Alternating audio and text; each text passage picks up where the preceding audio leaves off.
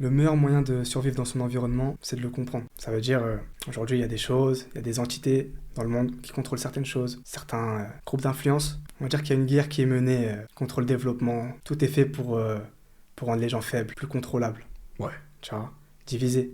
Aujourd'hui, on veut diviser avec les hommes, avec les femmes. On veut détruire l'homme. Et c'est là que moi, je trouve que c'est primordial. Et pourquoi tout ce travail, je le fais, c'est pour principalement mes enfants, bien sûr, j'espère, leur permettre de vivre dans le meilleur monde possible. Prendre conscience que on cherche à détruire la masculinité, on veut détruire aussi la féminité, on veut tout mélanger, etc., etc. Parce qu'il n'y a rien de plus puissant qu'un vrai homme et une vraie femme. Tu vois, un vrai homme qui est entouré d'autres hommes, personne ne peut prendre le pouvoir. Personne ne peut les contrôler. Le meilleur moyen pour un empire de survivre, c'est de contrôler son peuple, contrôler les différents aspects d'une vie, faire en sorte que les personnes aient le moins de temps de réflexion possible, leur donner le plus de distractions, le plus de divertissement possible, éviter de les faire prendre conscience de certaines choses. Ça peut être en les divertissant avec le sport, avec la bêtise, avec la télé-réalité, plein de choses. Tout est fait pour distraire le plus possible. Le but de l'Empire, c'est de contrôler son peuple. Nicolas Machiavel en parle très bien. Pareil, une référence incroyable. Il était dans les années 1500, mais ce qu'il dit aujourd'hui, les plus grands dirigeants politiques le lisent encore, tu vois. Parce qu'il est tellement bluffant et il dit c'est tellement véridique, c'est que le meilleur moyen pour un empire de contrôler son peuple, c'est de le rendre faible, de le rendre complètement distrait, de le rendre complètement stupide. Et le meilleur moyen pour contrôler la société, justement, c'est de détruire l'homme. Parce qu'évidemment que les révolutions, on sait par qui elles sont menées. Le meilleur moyen d'étouffer une révolution, c'est en étouffant mentalement et physiquement l'homme. Ouais.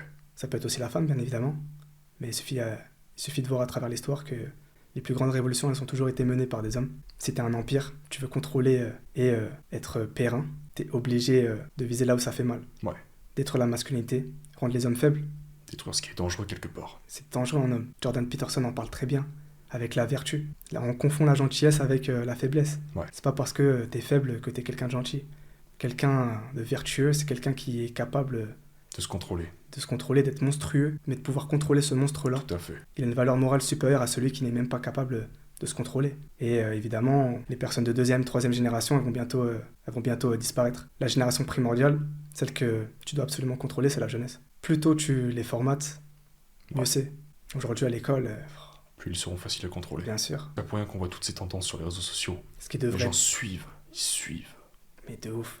Ce qui devrait être primordial pour un parent, c'est de faire attention à l'éducation de son enfant. Aujourd'hui, certes, en tant que parent, tu as ton temps à toi, tu peux t'améliorer, tu peux décider de consacrer tel ou tel temps. Ouais. Mais par contre, le temps de ton enfant, il est régi. Si t'as pas réussi à acquérir cette indépendance géographique, temporelle, financière, les enfants ils sont à l'école. Ça veut dire qu'ils vont plus passer de temps à l'école qu'avec toi. Ouais. Parce qu'en plus de ça, si tu fais les mauvais choix et que t'es amené à toujours travailler, quand tu vas rentrer chez toi, tu seras fatigué. Ouais. Tes enfants, c'est pas toi qui vas les éduquer, c'est les profs. Les profs, il y a des personnes derrière. Même derrière ces personnes, il y en a encore, etc., etc. Ça va très, très, très loin. Ouais. Et donc, il faut comprendre que certes, tu peux contrôler ce que tu penses et ce que tu fais entrer dans ton empire intellectuel, mais c'est encore plus primordial de contrôler ce que ton enfant consomme. Ouais. Et aujourd'hui, tout est fait pour détruire et désorienter l'enfant. Il y a des parents qui ne savent même pas ce que les enfants peuvent apprendre à l'école. Ouais. Et c'est tellement dingue. Ça peut m'arriver au boulot, je peux en parler à des parents. Ouais. Ils savent même pas. Et pourtant, je suis même pas parent et pourtant, je me consacre à ça 100% de mon temps. Faire en sorte que dans 20 ans, quand j'aurai mes propres enfants, tout ce que j'ai pu faire, tout le savoir que j'ai emmagasiné, je pourrai leur fournir. Ouais. Pas forcément leur léguer financièrement, matériellement, même si c'est mon objectif. Mais le plus important, vu que tout a une influence, si je leur cède un bien, des projets, des trucs, mais que mentalement ils sont pas Stable. stables. Combien de fois on peut voir des Bien personnes sûr. riches qui du jour au lendemain pètent un câble. Bien sûr, bien sûr. Et réapprendre aussi à utiliser les outils qu'on a à disposition, comme le téléphone portable, Bien sûr. Internet, Les etc., jeux vidéo. etc. Exactement. Exactement. Le temps d'un enfant, tout Une est fait arme, pour le faut contrôler. apprendre à la manier. Exactement. Si tu tires dans le mauvais sens, c'est problématique. Ça te détruit. Et le temps que tu perds par rapport à ça. Et donc ouais, donc c'est ça réellement le but, tu vois. Reprendre conscience de ça. Prendre conscience que peut-être que toi tu t'intéresses pas à ce genre de sujet, mais il y en a d'autres qui s'y intéressent Ouais.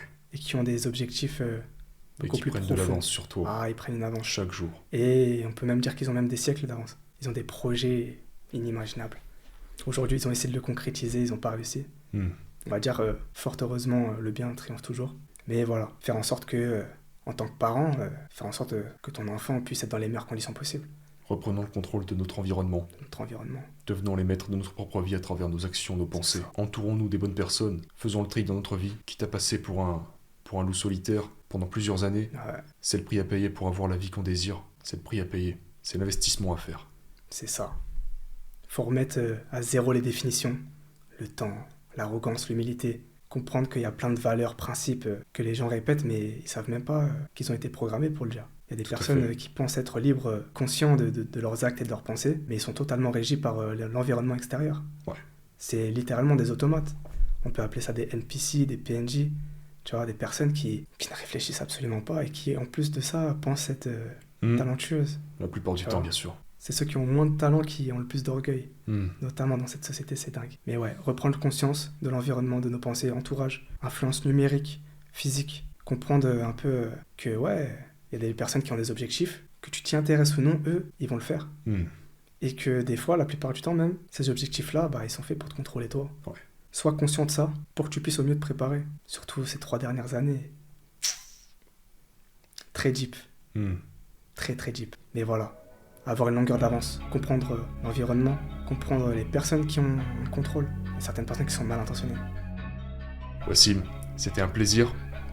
Merci. Et pour le podcast, on se dit à très bientôt pour un prochain épisode. On espère.